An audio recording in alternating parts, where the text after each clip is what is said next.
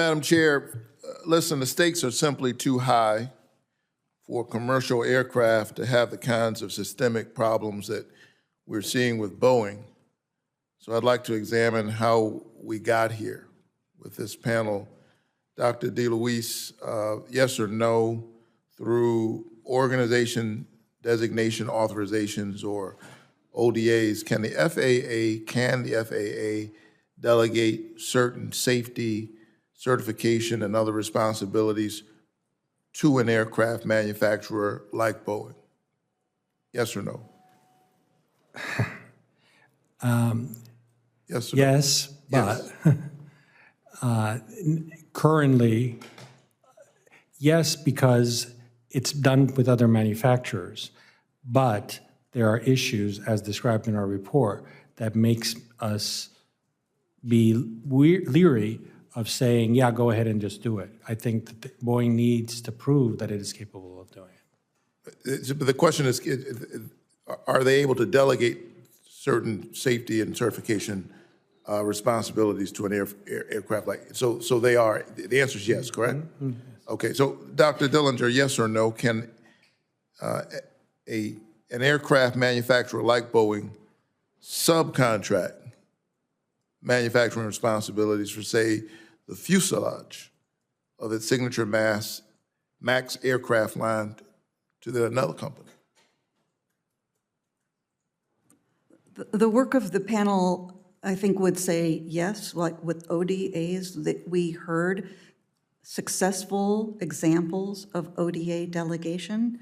However, the concerns remain about the risk that Boeing's safety culture presents to that process. Yeah, I share that concern, which is why I'm asking the question. Dr. Meshkati, yes or no, can a manufacturer subcontracted by Boeing, such as Spirit Aerosystems, assign manufacturing responsibilities to an international affiliate in Malaysia, for example? 787 is now made all over the world. Wings in one country, the other wing in another country, fuselage in another country, they are doing that. So the authorization can then be passed from FAA to a manufacturer. The manufacturer can subcontract that manufacturing responsibility to another entity, and then the manufacturer subcontracted by Boeing can assign manufacturing responsibilities to an international affiliate, which I'm sure you've realized that what we walked through step by step is a supply chain of the Boeing MAX 9 aircraft at the heart of the near catastrophic door plug blowout that happened in January 2024 to an Alaska Airlines flight. You know, there are many words for this. You can call it delegating, subcontracting, reassigning. At the end of the day, it's outsourcing. Outsourcing key responsibilities, none more important than safety oversight, to someone else, to someone else, to someone else. I submit that while we're focused on Boeing, this is obviously not just a Boeing problem. This is far too common across aviation systems and its suppliers, whether the result of poor leadership, a focus on production targets, profit margins at all costs, even the cost of safety, or some combination of both. Congress must take a serious look at this culture of outsourcing and its safety implications. This is an instance in which we can't afford a mistake. It costs too much. Dr. Dillinger, what more can Boeing do to improve its safety culture and our own responsibility for the safety of its products? Thank you, Senator. The panel focused a great deal on safety culture, and there is so much that they could be doing. Part of it has to do with the timing, and if they were to accelerate the efforts, I think, and the panel thinks that that would be beneficial. There has been a very soft start to that, to implementing the training, to getting feedback back from employees via their own surveys, to providing workshops, to focusing specifically on training at different levels. So for example, executive training, yes, but down through the other layers of the organization to managers and supervisors, targeted training.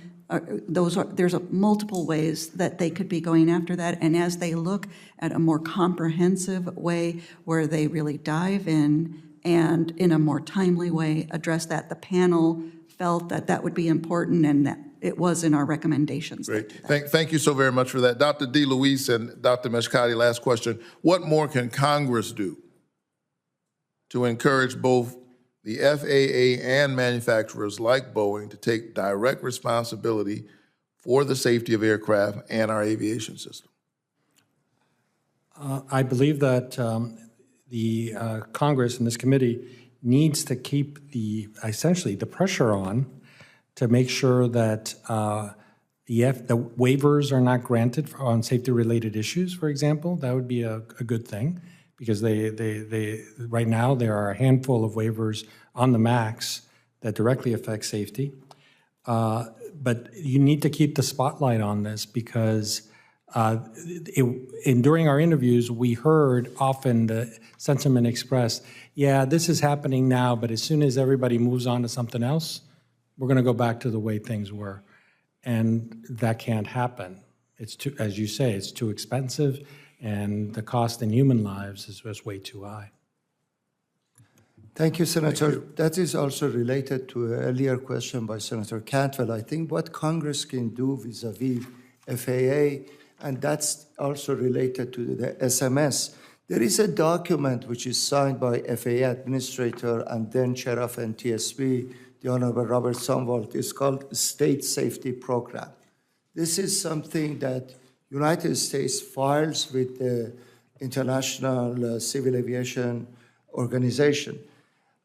In this one, this is very interesting, Senator. It talks about the safety management responsibility for the state for the application of SMS at FAA. What I would suggest, and what can Congress do, is to create another panel like the one that we are in, Section 103, to look at the implementation of this report and how does United States stand vis-a-vis this report. If this state safety program being fully implemented, what needs to be done? Because that has a kind of a impact, or it can tremendously impact FAA's power on using basically, in the case of SMS, for example, in United States, is only FAA, correct me, my colleagues here, has the SMS on for air traffic controller. Great. And SMS needs, there is a notice of rulemaking for SMS, but SMS needs to be fully incorporated. And if this document be fully implemented at FAA and other places, I think that would be a good solution. Thank you so much. I know I'm way out of time. I appreciate your indulgence, Madam Chair, and I look forward to working with my colleagues on this committee to improve aviation safety. Thank you so much.